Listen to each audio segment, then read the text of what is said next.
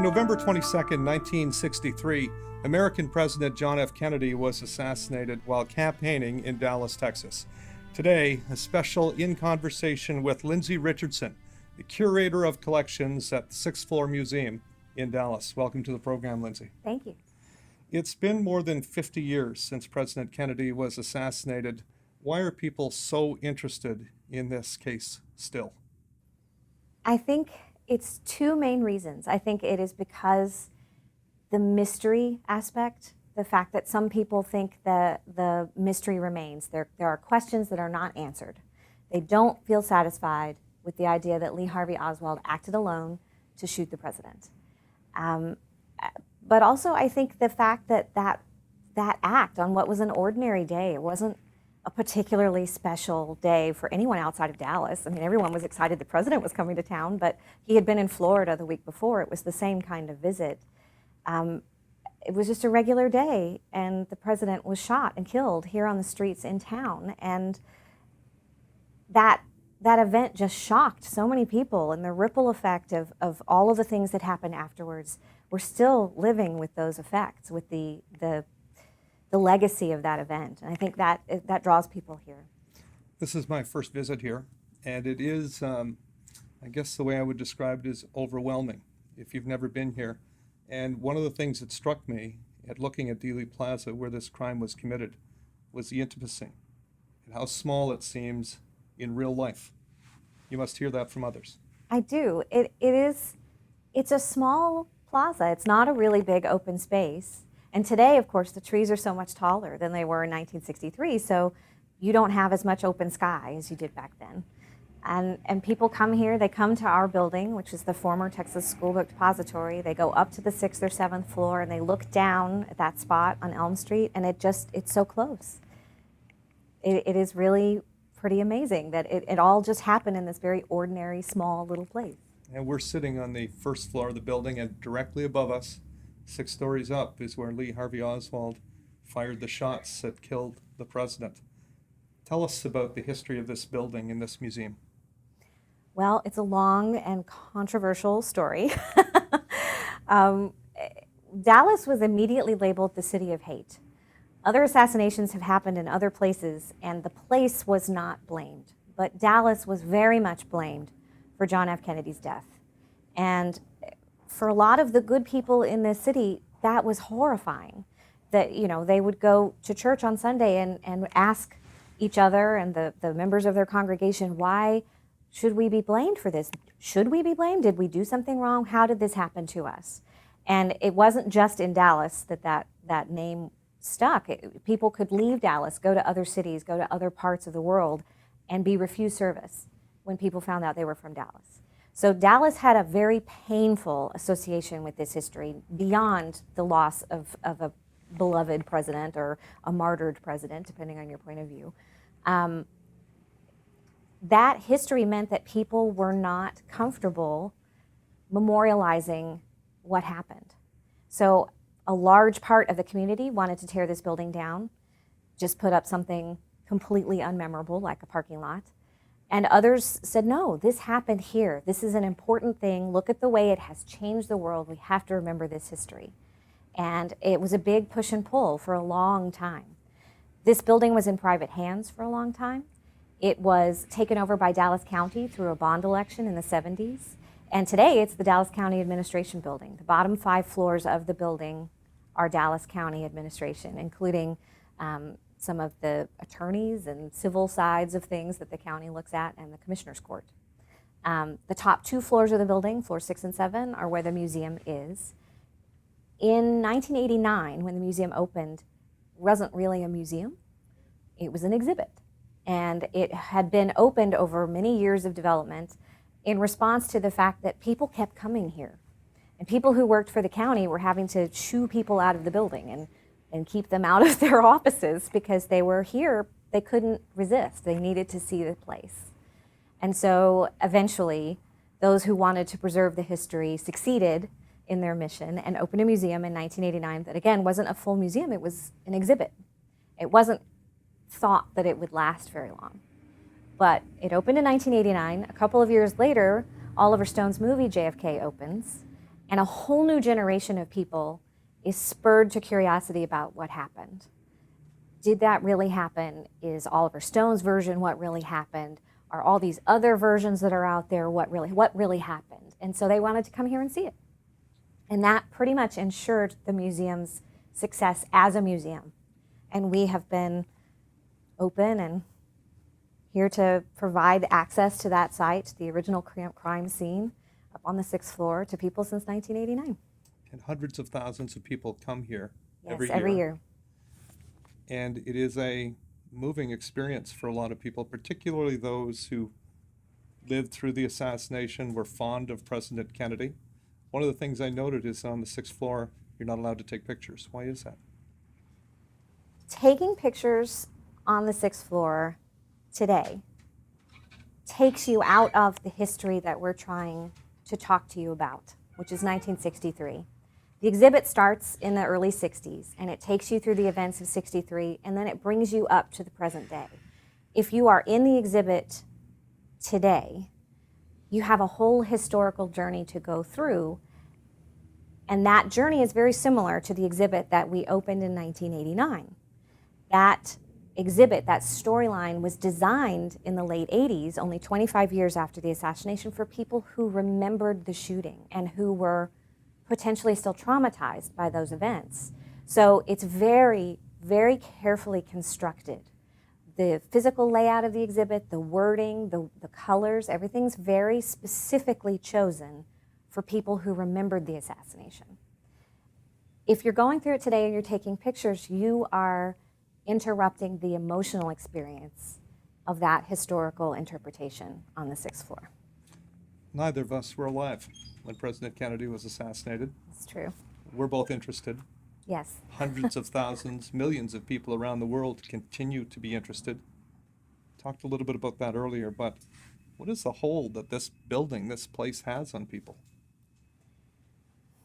I think it just must partly be because, now I don't claim to have the definitive answer, but one of my theories is that this place is so ordinary. There is nothing to set this place apart except what happened here, and that makes it extraordinary. This is a red brick building built in 1901, just like the red brick building next door, built in the early 1900s. The whole west end of Dallas is full of these industrial buildings with red brick built in that era. We're not particularly unusual except for the history, and the history won't let go. A lot of people just get sort of taken by the idea that there are questions unanswered, or that the legacy of the event is not done. It's still unfolding, and that brings people here. You are the Curator of Collections at this museum. What kind of collections do you have that are really special? Oh, well. They're all special. They're all special. Yes. We have more than 50,000 items in collections. Collections include documents, original documents, handwritten doctor's statements from Parkland, written within hours of the Kennedy being pronounced dead. We have documents related to Oswald's treatment and Connolly's treatment and Ruby's treatment at Parkland.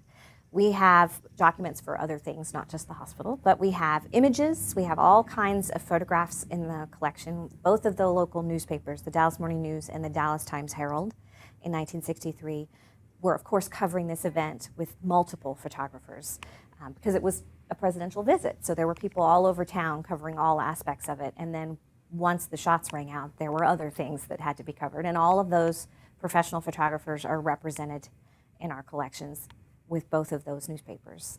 We have other local newspapers, other photographers, we have amateur photographers, films, filmmakers, oral histories, we have artifacts from the original building.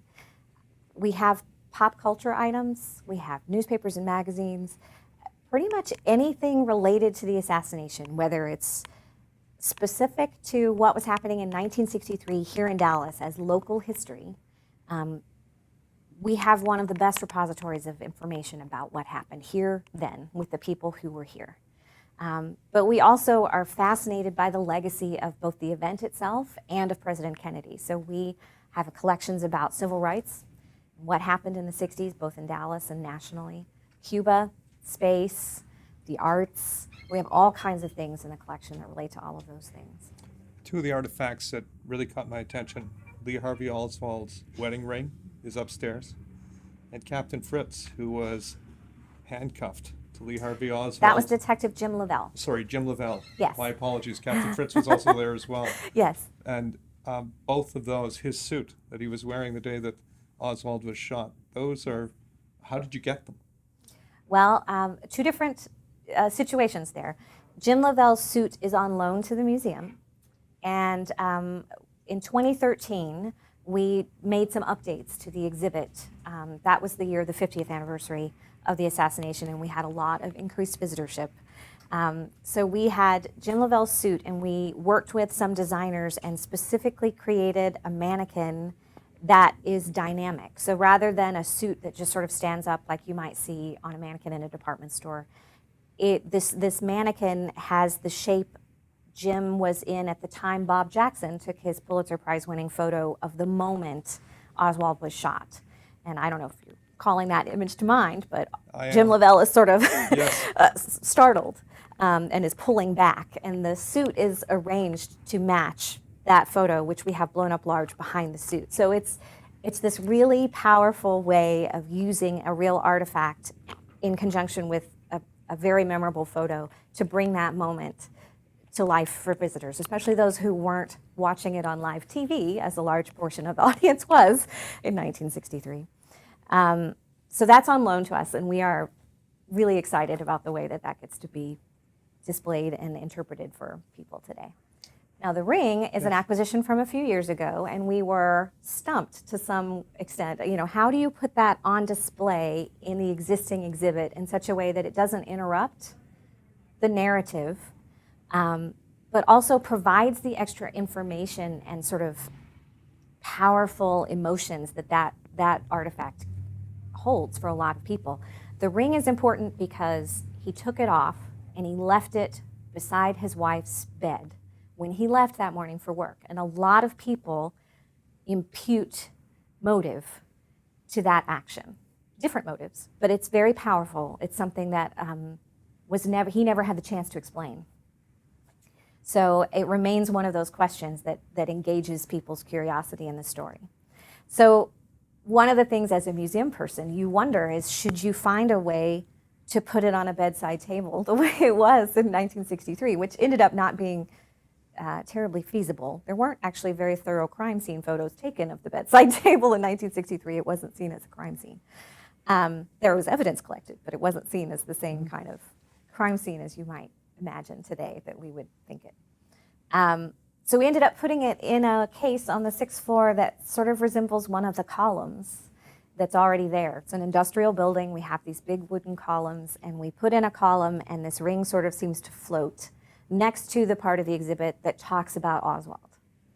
In 1989, when they designed the exhibit, it was very much a concern, a very, very primary concern, that Oswald not be seen as glorified in this exhibit. Mm-hmm.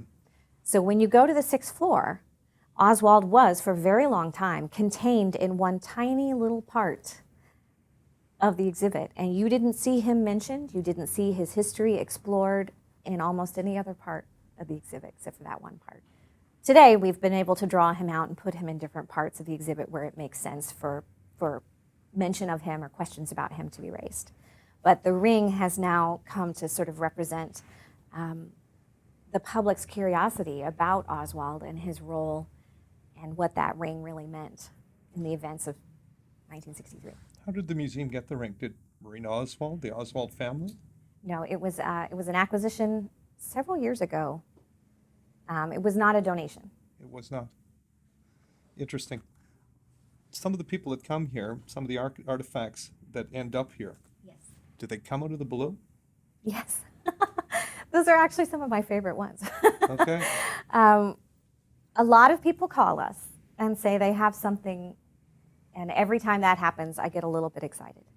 Now, a large number of times, what they have is Life magazines, which is completely understandable. Life magazines and Look and Saturday Evening Post, they were large format, they were color, they were color when television wasn't color. That was how people saw in true life color, what had happened, what the funeral looked like, what Jacqueline Kennedy looked like.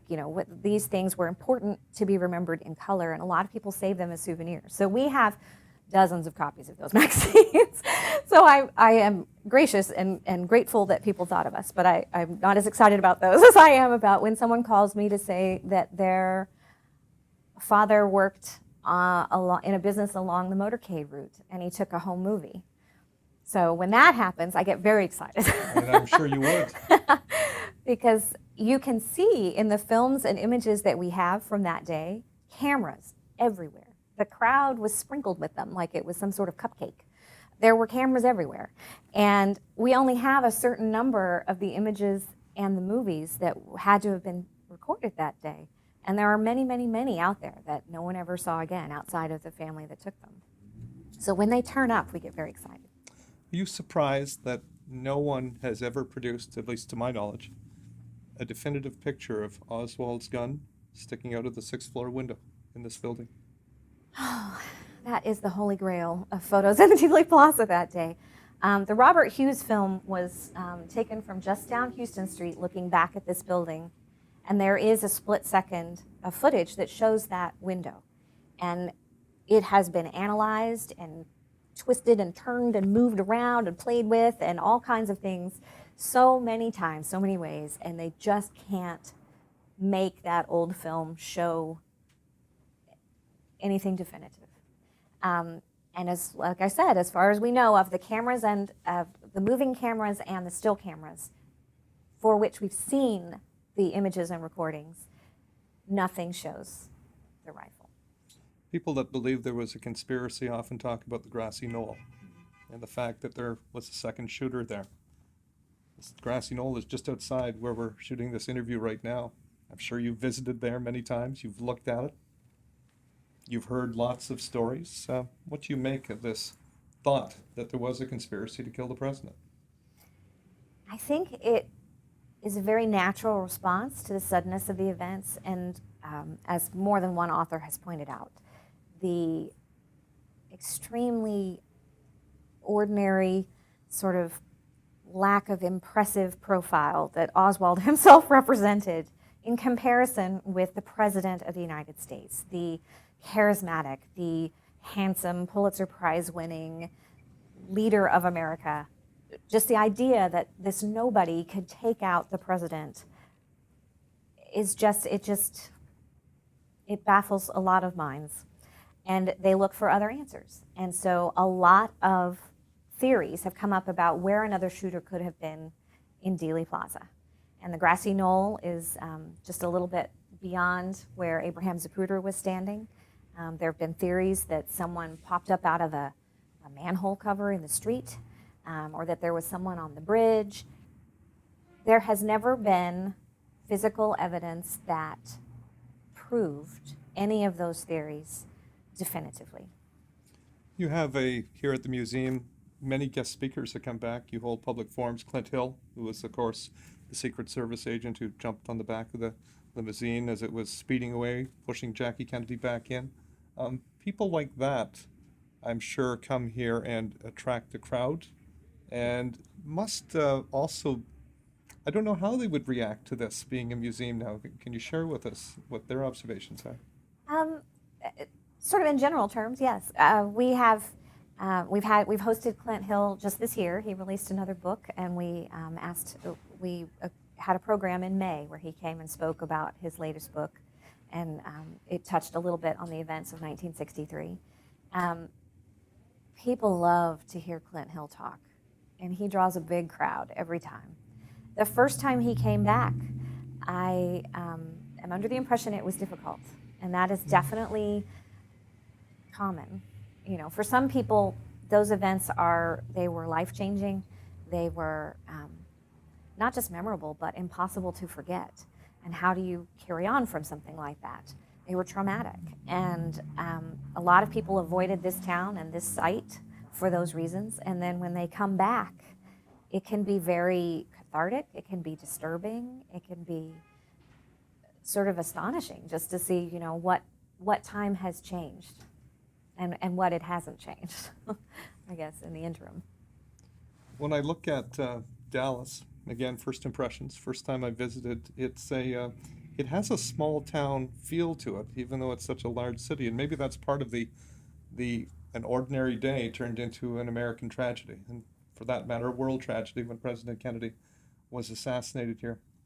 All these years later, you're attracting all of these people, and I was fascinated today the number of young people who are here. And yet the legacy lives on through them and their interest. Why do you think so many families continue to come here and young people? Well, there are all kinds of reasons that draw young people, not least of which is homework assignments. But a lot of people, and not just people from Texas, people from all over the world, even if they weren't born at the time of the assassination, they have a family story that connects to the assassination, where their father or their grandmother may have been, or who she knew, or what they were doing when they heard about the assassination. Or they've seen a family member or a friend who is obsessed or completely focused on the subject and has a collection and has a theme to most conversations because they want to talk about it. I think it has this global reach. It reaches all people of all different kinds of generations and backgrounds. And it's really kind of fascinating. One of our favorite things is when people who remember the assassination here come here with younger family members who don't, and see the exhibit and then talk with each other about their own memories or the impressions of the younger ones. That exchange is it's a very powerful outcome of coming to the exhibit. We really love that.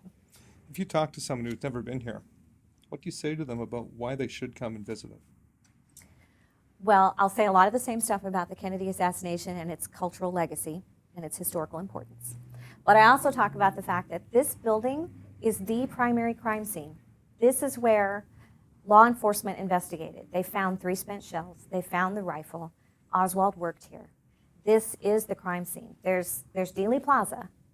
But remember, crime scene investigations as we know them today, based on television and what we see in newscasts, didn't exist in the same way back then. So all of the areas that the president had been were important, but they weren't crime scenes the way this building was. This building is your direct connection to the past. And we have the 2 spots on the 6th floor where primary evidence was collected are preserved as much as possible to resemble the way they looked in 1963, to have the original materials and to have that same appearance as 1963. So many years later, obviously a lot of people are interested in coming here and seeing it and are supportive that this exists. Is there still resistance to the museum? I don't know that resistance is the right word. I think there are people in Dallas for whom this topic is taboo. It is unpleasant, and it's not something they want to get into. So they don't come here. They don't bring their guests here. A lot of other locals will bring their guests here. This is a hot tourist spot in town. So we'll get a lot of visitors from out of town when they come visit family or friends who live in Dallas. But there are people who do not come here. It's not on their route. What's your favorite exhibit? What's the part of this museum that really gets you excited every day when you walk into this building? Oh, that's like asking me to to choose among you children. Like them all. I love them all, but there are a couple of different things that I can get just sort of perennially excited about. One of the things on the 6th floor that I feel it's the biggest thing on the 6th floor, and yet I feel like most people ignore it. They don't see it for what it is, and that is the FBI model of Dealey Plaza, the scale model of Dealey Plaza. That is on loan to us from the National Archives. It is a 10-foot square scale model. It has the book depository. It has half of Dealey Plaza. It's got little figures standing where Zapruder was. There's a little figure in the window. There's cars. There's strings tied from the window to the cars to show. What's great about it is it shows a particular theory in time. That's not the theory that was written up in the Warren Report, but at some point during their investigations, they believed that the strings tied to the cars represented the movement of the car through the plaza in a certain way. and they changed that later. I love that thing. We Me rehoused too. it. I saw it today and I thought it was amazing as well. Well, like just from a maker's point of view, I like to make things with my hands, and there is a department at the FBI even today. They don't make things with their hands in exactly the same way. I think they do a lot of computer models, but they will create a crime scene so that investigators in Washington do not have to necessarily be there on site in order to grasp the physical relationship of buildings and witnesses and how things might have moved through space. And I love that from a maker's point of view, these little tufty trees and just these little gray figures that are all over the model. But just also from an investigation point of view, it's just amazing to me that they created this by January of '64. So, that's one of my favorite things. Now, of course, another recent sort of pet project of ours is we have put a temporary exhibit up on the 7th floor about the 1960 presidential election. This is an election year. We wanted to talk about how President Kennedy came to be president, and also to come full circle to the fact that in '63 he was here campaigning for re-election, essentially. So the reason that we are able to put an exhibit about the 1960 election on the 7th floor is because, what happened in '63 ties back to his campaigning efforts. We love our temporary exhibit. We hope people will come see it. We're almost out of time, Lindsey, but what do you see as the future of the 6th floor museum moving forward? Oh gosh, I have such a long list of things that I see us doing. We are doing all kinds of things now that I think we will continue to do. We are providing quality exhibits on topics related to the assassination and the legacy of it and of President Kennedy's legacy. We're reaching out to school children, not just here in our local schools, but all over the world through video distance learning programs. We're putting our collections online, and that's kind of one of my pet projects, and I love doing that, making our collections available online so that if you are sitting in Australia or Canada or some other place, you can see up close, you can see some of these specific documents and images and artifacts and collections. I think we'll continue to do that. I think the interest in this topic is enduring, and I think what we can offer will continue to intrigue people. I think you're right. Thank you so much. It's been a fascinating half hour to just talk about the historical significance of this building and what happened here more than 50 years ago. Thank you so much. I really appreciate it. Thank you. Lindsey Richardson is the Curator of Collections at the 6th Floor Museum in Dallas, Texas. I'm Jamie Bramburger. Thanks for watching. We'll see you next time on In Conversation With.